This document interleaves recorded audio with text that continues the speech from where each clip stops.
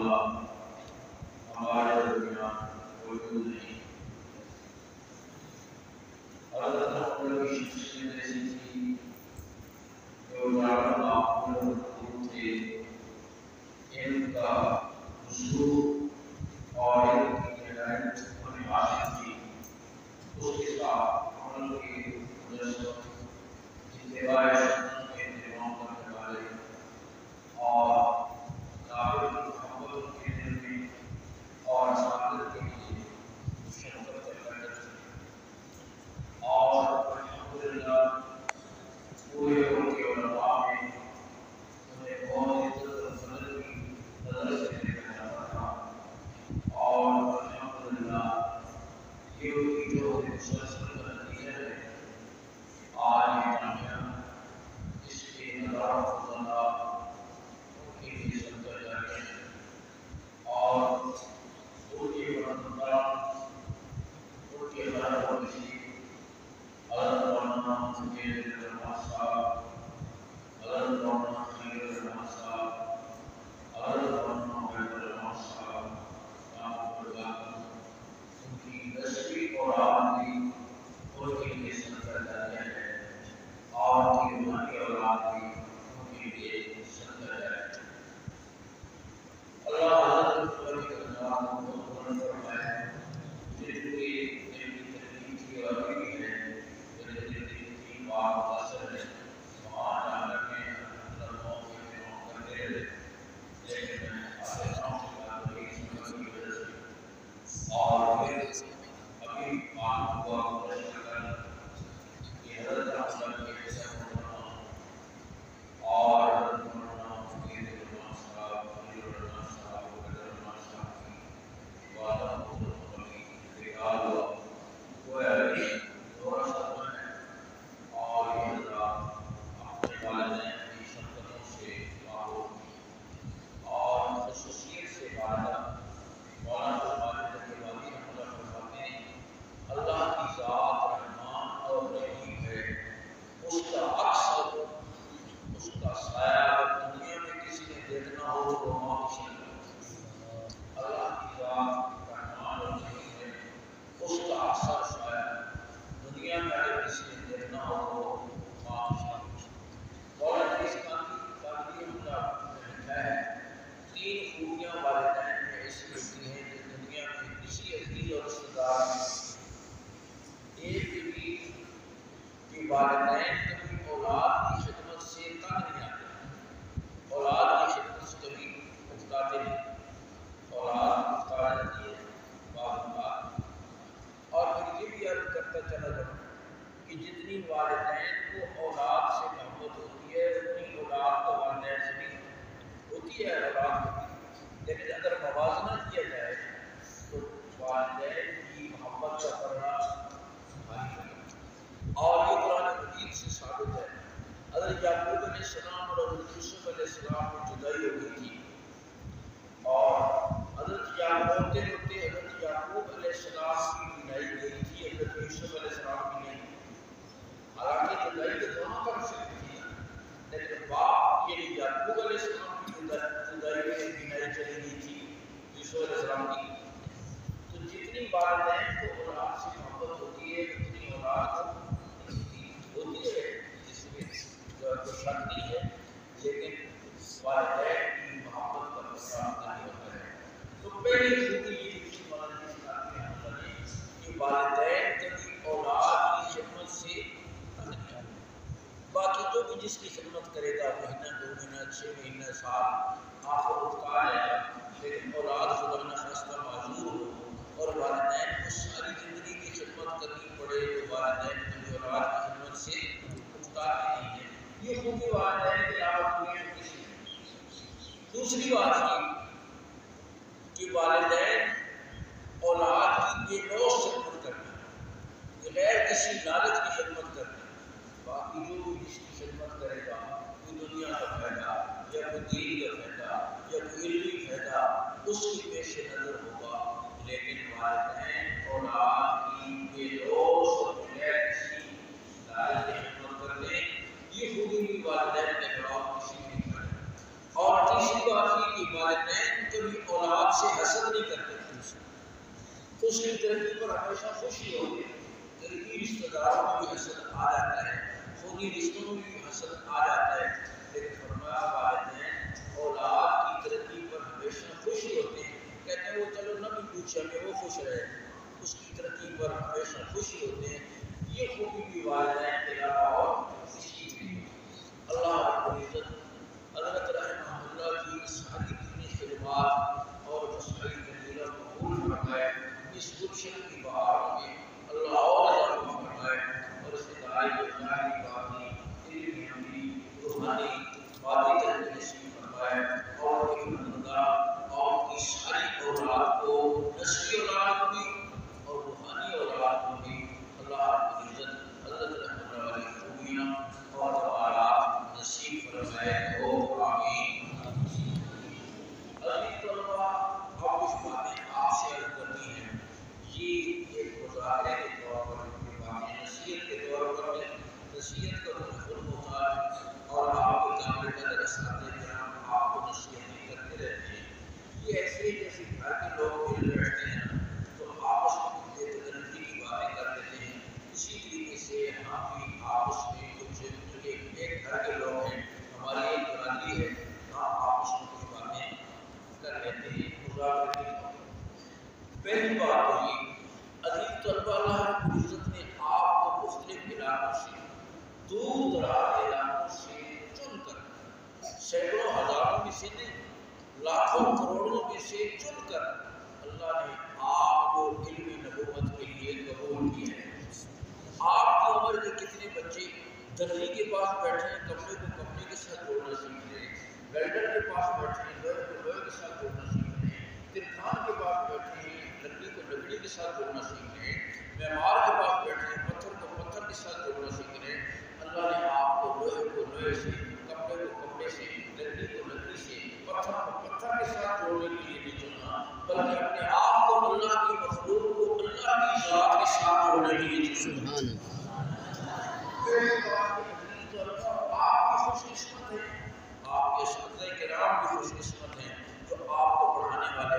ہمارے کچھ سال محترم فرماتے تھے، دیکھو دنیا میں اللہ نے رزق کا وعدہ اس شخص سے کیا ہے، وما من دابۃ فی الارض الا علی اللہ رزقها، اے ما یدب علی الارض، زمین پر جینے والی ہر چیز کا رزق اللہ نے اپنے ذمہ لے رکھا ہے، لیکن کسی کے سامنے لکڑی رکھتی ہے، وہ لکڑی بھی محنت کر اللہ سے رزق دے ہے، کسی کے سامنے پتھر رکھتی ہے، وہ پتھر بھی محنت کر اللہ سے رزق دے ہے، کسی کے سامنے کپڑا کاغذ رکھتی ہے، اس پر محنت کر اللہ سے رزق دے ہے۔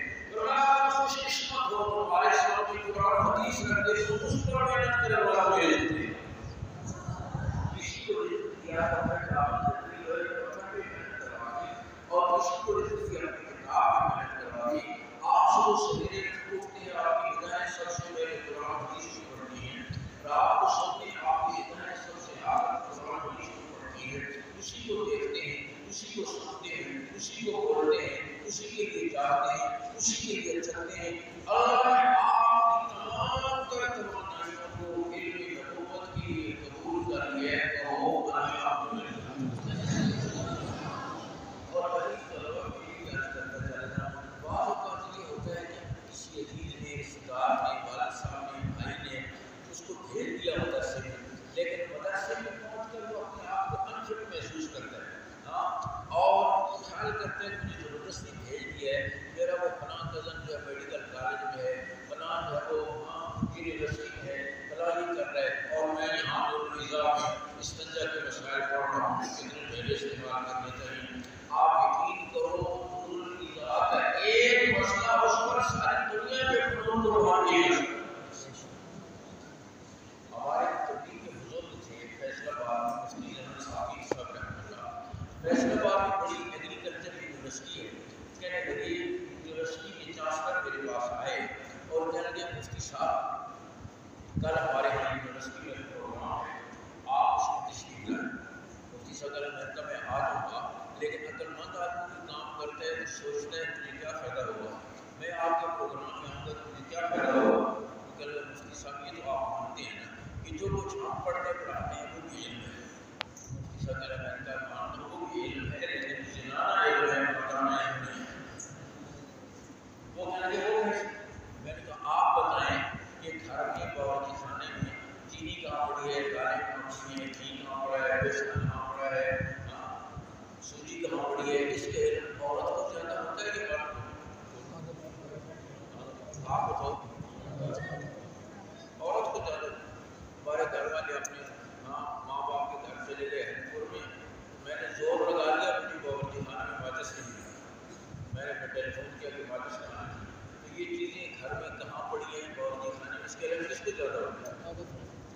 کتنی سوجی ڈالیں، گھی ڈالیں، چینی ڈالیں تو حلوہ بن جائے گا، کتنا بیسن ڈالیں، مسالے ڈالیں، تیل ڈالیں تو پکوڑے بن جائیں گے۔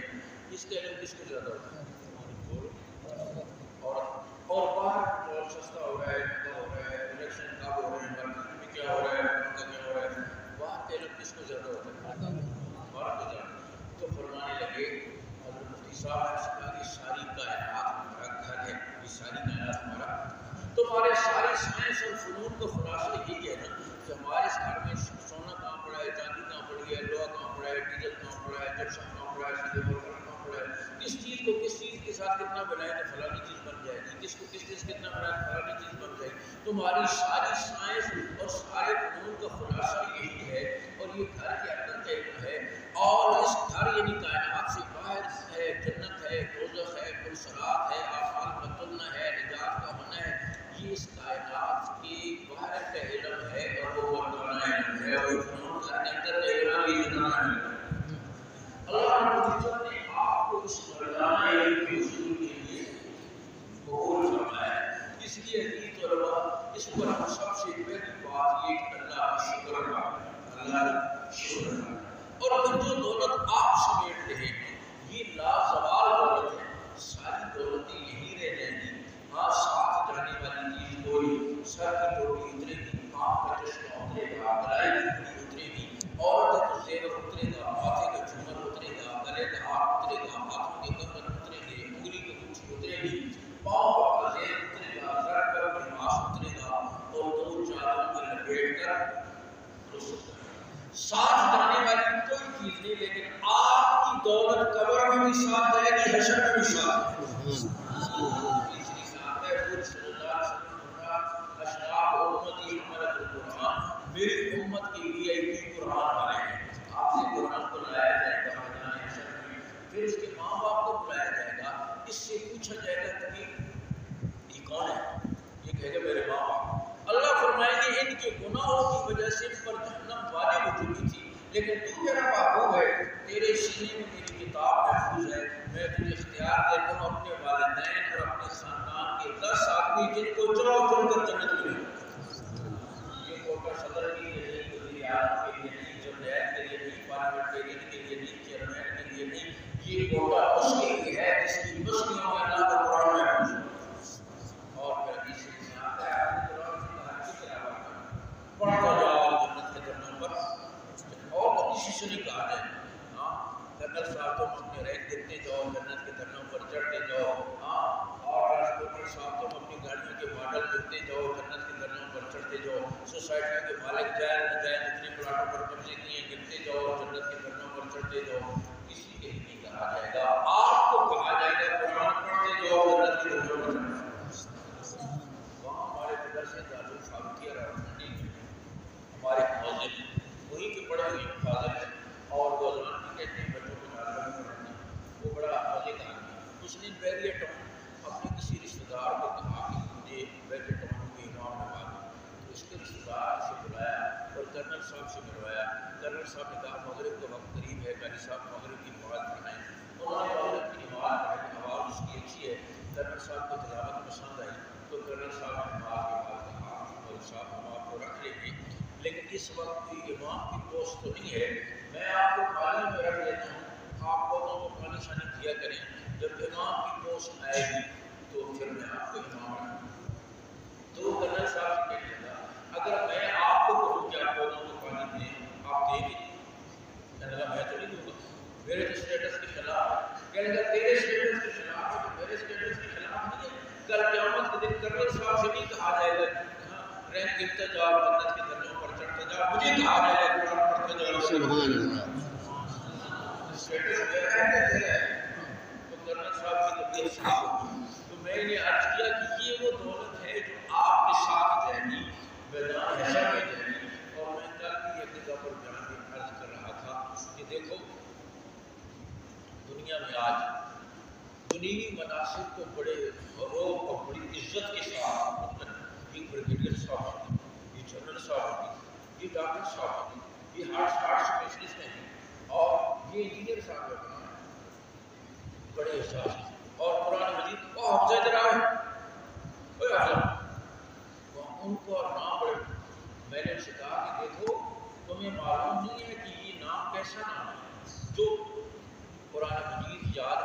کو کیا کہتے ہیں؟ حافظ۔ حافظ کا کیا معنی ہے؟ حفاظت کرنے والا۔ حافظ کا معنی جیسے سیکورٹی گارڈ ہوتا ہے، جو حفاظت کرنے والا ہوتا ہے اسے کہتے ہیں حافظ، اور جس کی حفاظت کی جا رہی ہے اسے کیا کہتے ہیں؟ حافظ۔ حفاظت کرنے والا حافظ ہے، جس کی حفاظت کی جا رہی ہے وہ کیا ہے؟ حافظ ہے۔ صدر صاحب کا گارڈ حافظ ہے، صدر صاحب محفوظ ہیں، وزیر صاحب کا گارڈ حافظ ہے، وزیر صاحب محفوظ ہیں۔ آپ آگے چلو، قرآن کیا کہتے ہیں؟ اِنَّا نَحْنُ نَزَّلْنَا الذِّكْرَ وَإِنَّا لَهُ حَافِظُونَ۔ حافظون، حافظ کی طرف اللہ فرماتے ہیں قرآن ہم نے نازل کیا ہے اور ہم ہی اصل میں حافظ ہم ہی ہیں۔ یا اللہ تیری مخلوق سے چھوٹے چھوٹے بچے، میری وزیر کے پڑھنے والے سکھانے والے چھوٹے چھوٹے بچے، تیری محبوب کی امت کے چھوٹے چھوٹے بچے جن کی سینوں میں قرآن محفوظ ہو جائے انہیں بھی تو حافظ کہا جاتا ہے۔ اللہ فرماتے ہیں اصل میں تو میں حافظ میں ہوں، لیکن جن پسلیوں میں میرا کلام محفوظ ہو جائے وہ مجھے اتنے محبوب ہیں کہ اپنے نام پر ان کا نام بھی حافظ ہے۔ بہت بڑا اعزاز ہے اللہ رب العزت نے آپ کو نصیب فرمایا ہے، اللہ نے آپ کو نصیب فرمایا۔ اور پھر یہ مدارس پر کہ الحمدللہ پنجابی بولنے والا، سرائکی بولنے والا، پشتو بولنے والا، ہندکو بولنے والا 3 سال مدارس کی گلیوں اور چنائیوں پر بیٹھتا ہے اور پھر قرآن پڑھتا ہے، معلوم ہوتا ہے کہ یہ پنجاب کا، خیبر پختونخوا کا، کشمیر گلگت کا رہنے والا نہیں ہے، کسی عرب کا رہنے والا۔ آپ کتنے بچے ایسے پڑھتے ہیں؟ اور یہ بھی قرآن مجید کے اعزاز ہے۔ میں آپ سے پوچھتا ہوں کہ آپ بتائیں جب کوئی آدمی اپنی مادری زبان چھوڑ کر دوسری زبان بولتا ہے تو پتہ چل جاتا ہے کہ نہیں اس کی اصلی زبان کیا ہے؟ پٹھان بولے گا تو 1 منٹ میں پتہ چل جاتا ہے، اس کی مذکرہ آواز کو بھی ٹھیک ہوتی ہے۔ ہمارے مولانا نواب ڈاکٹر صاحب کو تھوڑا کھٹک والے کہنے لگے ہمارے یہاں تھوڑا بھی پنجاب سے کسی کا مہمان آیا اور وہ میزبان صاحب کھانا کھا رہا تھا، اب میزبان اس کو کہنا تو یہ چاہتا تھا کہ کھاؤ شرم نہ کرو اپنا گھر سمجھو، اس کو اردو ٹھیک نہیں آتی نا، کھاؤ کھاؤ تم کو شرم نہیں آتی اپنا گھر سمجھو۔ آپ سے کیا کھانا تھا؟ کھاؤ کھاؤ تم کو شرم نہیں آتی اپنا گھر سمجھو۔ آپ اور ہمارے کشمیر والے بولتے ہیں تو کشمیر والے آخر کے ماقبل کو خطر دیتے ہیں، حضرت حسین، بخاری شریف، غزالی، آخر کے ماقبل کو خطر دیتے ہیں۔ ہمارا آبادی علاقہ اٹک ہے، ہم اٹک کے لوگ آخر کے ماقبل کو جمع دیتے ہیں، اٹک جا کے گورنر، ہاں آخر کے ماقبل کو سرگودے کا بولتا ہے۔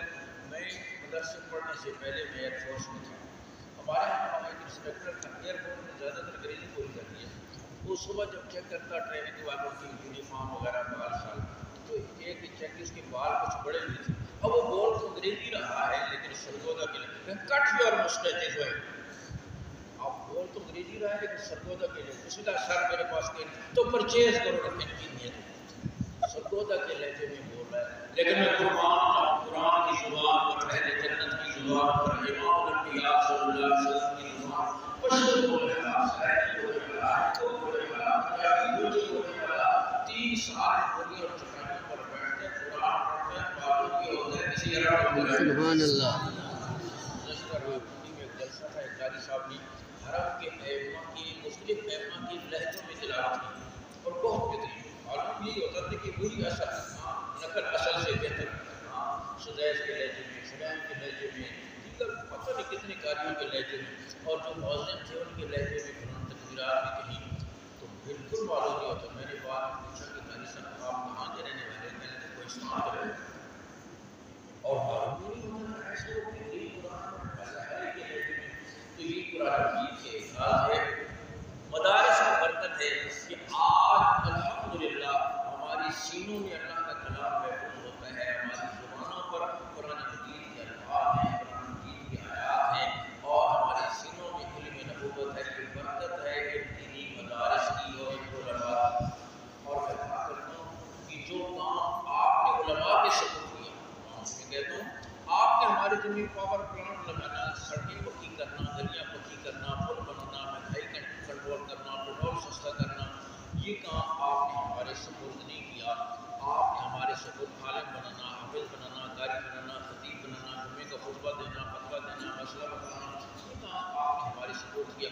سچ بتاؤ، میں لوگوں سے پوچھتا ہوں جہاں بھی جاتا ہوں مجمع میں سے کھڑا ہو کر کہے کہ یہ ضرورت ہماری پوری نہیں ہو رہی. نہ صرف یہ پوری ہوئی ہے، ہمارے بچے اصلی تعلیم کے لیے دنیا کے ملکوں میں جاتے ہیں، دنیا بھر سے بچے علم نبوت کے لیے پاکستان میں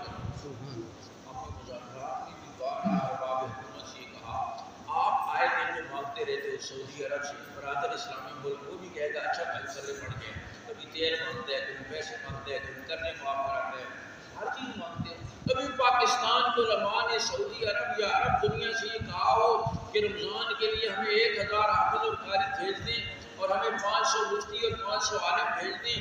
آج تک پاکستان کی تاریخ میں کوئی یہ نہیں بتا سکتا کہ علماء نے اسلامی دنیا سے اپیل کی ہو کہ ہمیں یہاں کی ضرورت کے لیے حافظ عالم قاری مفتی بھیج دیں.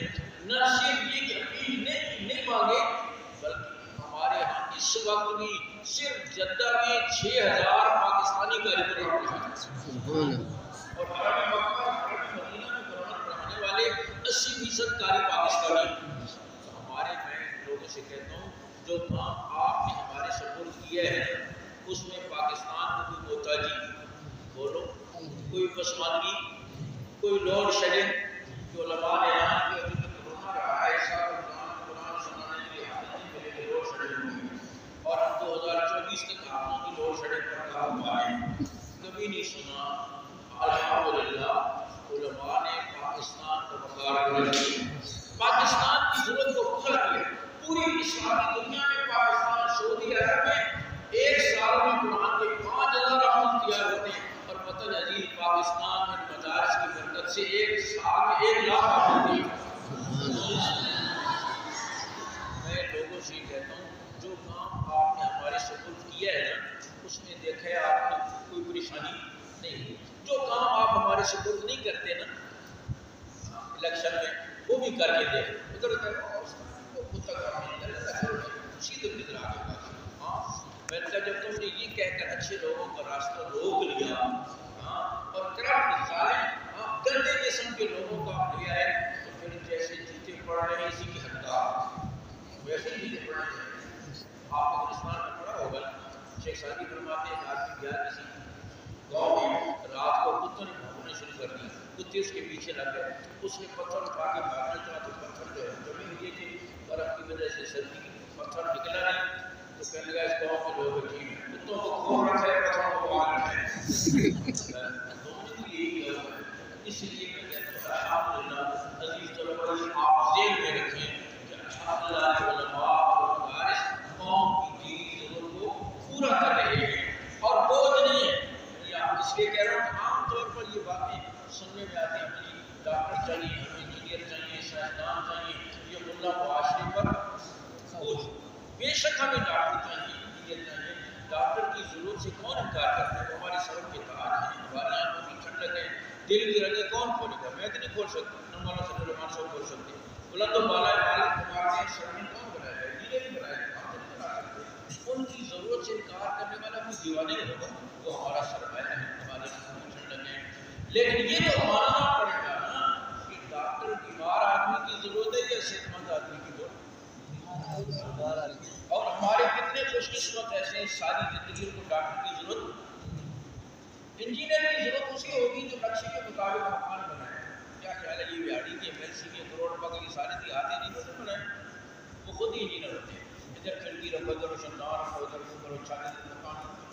وکیل کی ضرورت اسے ہوگی جو مقدمے میں کام بنائے. جس نے مقدمہ بازی نہیں کری اس کو وکیل کی ضرورت.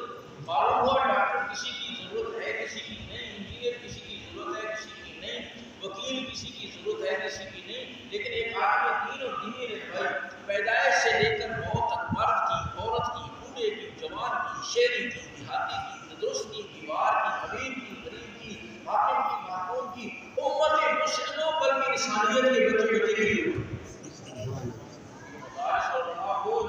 قوم کی سب سے بڑی ضرورت ہے، سب سے بڑی ضرورت. آپ دیکھو نا بچہ دنیا میں قدم رکھتا ہے سب سے پہلے اس کے کان میں اذان کہی جاتی ہے. رب کی عظمتوں اور اس کی توحید کا پیغام اس کے کان کے راستے اس کے دل تک پہنچایا جاتا ہے. یہ اذان کہنے کے لیے کون آئے گا؟ میڈیکل اسپیشلسٹ بولو، سول انجینئر آئے گا، آئی ٹی اسپیشلسٹ آئے گا، ایگریکلچر مولوی صاحب، گاڑی صاحب. سب سے پہلی خدمت بھی تیری اسی ملا نے کی، تیرے دل و دماغ کو رب کی عظمتوں سے آشنا کیا. پھر تو جب بولنا لگا تجھے کلمہ اس نے سکھایا، نماز اس نے سکھائی، تعوذ تسبیح اس نے سکھایا، الف پڑھنا اس نے سکھایا، وضو نماز اس نے سکھائی، حلال کی دلیل اس نے بتائی، ساری زندگی. اور پھر آخر وقت میں اسپتال والوں نے کہہ دیا لے جاؤ بزرگان گھر، اب مریض کو دعا کی ضرورت ہے. کہتے ہیں کہ نہیں کہتے؟ پھر لے آئے. اب پھر قاری صاحب کی کھولی کر قاری صاحب سورہ یاسین پڑھے اور بزرگوں کی طبیعت ٹھیک نہیں. قاری صاحب نے بڑے خلوص سے سورہ یاسین پڑھی اور بزرگوں کے روح پر رہا ہے. اب نکل جانے کے بعد دنیا کی کسی شعبے کی ضرورت ہے بولو، ڈاکٹر کی، انجینئر کی، وکیل کی، لیکن علماء کی اپنی سنت کے مطابق غسل کیسے کرنا ہے، کفن کے کتنے کپڑے ہوں گے، کفن کیسے کرنا ہے، جنازہ کیسے کرنا ہے، قبر میں کیسے دفن کرنا ہے. روح نکلنے کے بعد دنیا کے کسی شعبے کی ضرورت نہیں ہوتی، لیکن روح نکلنے کے بعد علماء کی ضرورت ہوتی ہے. یہ آخری خدمت بھی اسلام آباد ہمارے دوست ہیں، ان کی مسجد کے پاس جمعے کے دن ایک گدھا مر گیا. انہوں نے سی ڈی اے والوں کو فون کیا کہ گاڑی بھیجو، ایک گدھا مرا پڑا ہے، تو آ رہی ہے، لوگ جمعے کی آئے تو تکلیف ہوگی. وہاں بھی مسخرہ بیٹھا تھا، کہنے لگا آپ کون بول رہے ہیں؟ انہوں نے کہا میں مسجد کے امام خطیب بول رہا ہوں. تو کہنے لگا کہ غسل کا فن تو آپ لوگوں کا ہی کام ہے. انہوں نے کہا کام تو ہمارا ہی ہے، لیکن رشتے داروں کو بھی اطلاع کرنی ہے. وارثوں کی اجازت کے بغیر اس پر غسل کا فن نہیں کریں گے. میں نے اس لیے فون کیا ہے تاکہ آپ کو اطلاع ہو جائے کہ ہمارے رشتے دار بڑھ رہا ہے. تو آپ کی خدمت الحمدللہ یہ بات ہے. اس لیے میں کہتا ہوں یہ مدارس قوم کی سب سے بڑی اور اہم ضرورت ہے، اور جنہوں نے الحمدللہ پاکستان کو وقار کے لیے. اب عزیز طلبہ اس نعمت کا عمل شکر یہ ہے ہم اپنی تمام تر صلاحیتیں اس علم کے لیے لگائیں.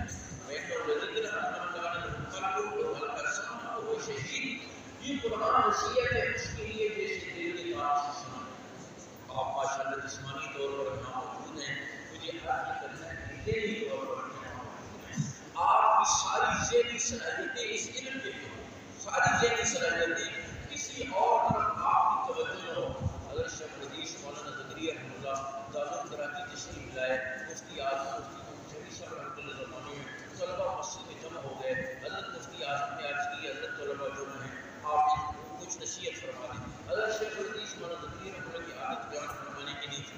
حضرت مفتی صاحب کے ساتھ مسجد میں تشریف لائے اور طلبہ سے ایک بات فرمائی. وہی بات تھا، وہی نصیحت تھی، وہی آواز تھا، وہی احترام تھا. فرمانے لگے طالب علموں اپنی قدر بچاؤ. کتنی بات طالب علموں اپنی قدر بچاؤ. تم کون؟ تم اللہ نے کس چیز کے لیے قبول کیا؟ انبیاء کی وراثت دینے کے لیے قبول کیا، آسمانی علم دینے کے لیے قبول کیا ہے. تم چلتے ہو تمہارے جو رشتے پر بچھاتے ہیں، حکمران آتے ہیں ان کے لیے ریڈ کارپیٹ اور سرخ قالین بچھائے جاتے ہیں، تمہارے لیے آسمان کے رشتے پر بچھاتے ہیں. اپنی قدر بچاؤ. اور جو آگے اپنی قدر بچاتا ہے نا، اپنی زندگی کا سارا پروگرام اسی کے مطابق بناتا ہے. اس لیے سب سے پہلی بات اپنا اس نعمت کا شکر یہ ہے عزیز طلبہ ہماری تمام تر صلاحیتیں اس علم کے حصول میں لگے. ہمارا کوئی وقت ضائع نہ ہو. آپ کے اوقات میں پوری امت کا حصہ ہے، پوری امت آپ کے لیے منتظر بیٹھی ہے. اگر آپ کا وقت ضائع کیا تو گویا آپ پوری امت کا وقت ضائع کریں گے. اور پھر ہمارے خاص طور پر ہم صبح سے لے کر شام تک اپوائنٹمنٹ 10 منٹ جمع کریں. شام تک ذرا حساب ہوتا ہے کتنا وقت رہتا ہے، کسی گھنٹے کے شروع میں، کسی کے آخر میں، پھر بیٹھے ہوئے صبح سے لے کر شام تک کا حساب بتائیں ہمارا کتنا وقت ضائع ہوتا ہے. عمومی طور پر ہمارا مزاج، ہمارے مدرسے کے سامنے دیوار ہے، اس دیوار پر جلسوں کے اشتہار ہیں. تو اصل کے بعد چھٹی ہوتی ہے، چھٹی ہوئی اور ایک طالب علم اشتہار کے سامنے کھڑا ہوا ہے، پھر دوسرا آدمی کھڑا ہو گیا، چوتھا، پھر 10واں، پھر 15واں، پھر 20واں کھڑے ہو کر اس اشتہار کو پڑھ رہے ہیں. وہ جلسہ پچھلے مہینے کوئٹہ میں ہو چکا ہے، چھٹی میں نہیں ہوا. وہ کوئٹہ میں وہ جلسہ تھا اور پچھلے مہینے وہ اب 10 منٹ کھڑے رہے، پھر ایک چل پڑا، پھر دوسرا چل پڑا، پھر 5واں، پھر 10واں، پھر آخری. پہلے کو بھی نہیں پتا تھا میں کیوں کھڑا رہا، آخری کو بھی نہیں پتا لگا. اس لیے عزیز طلبہ ہم اس طرح اپنے وقت کو لیں اپنے اوقات. اور پھر خصوصیت سے یہ موبائل کی جو لعنت ہے نا، اس نے تو طلبہ کی استعدادوں کو دیمک سے زیادہ نقصان پہنچایا ہے، شہر سے زیادہ نقصان پہنچایا ہے. اس لیے وہ وقت کی ضرورت آپ جیسے اساتذہ آپ کو بتائیں ادارے کی ترتیب ہو چھٹی کے دن چھٹی کے وقت میں آپ کو جو ہے تصویر کی جیسے مدرسے کے احکام تیار رکھنے کی مجھے نہیں معلوم لیکن یہ ہے کہ بہرحال آپ اس سے اپنے آپ کو بچائیں۔ میں نے طالب علم سے پوچھا آپ کے گھر سے فون نہیں آتا؟ میں کہتے میں نے کہا کیوں؟ کہنے لگا میں نے گھر والوں سے کہا ہے جب تک میرا فون نہ آئے سمجھو میں خیریت سے ہوں، جب تک آپ کا فون نہیں آئے گا میں سمجھوں گا خیریت سے ہوں۔ اتنا آسان اس کا اور آپ کو میسج کرائے اتنے سستے سے طالب علموں کو بھی یہی حال ہے، باہر بھی لوگوں کو یہی حال ہے، گھروں میں بھی یہی حال ہے، فارغ ہے اور کراچی میں فون کر لیے ہاں بہن کی حال ہے یہ پکایا اب جو بھی پکایا کہ اس کو واٹس ایپ کرے موسم کیسا ہے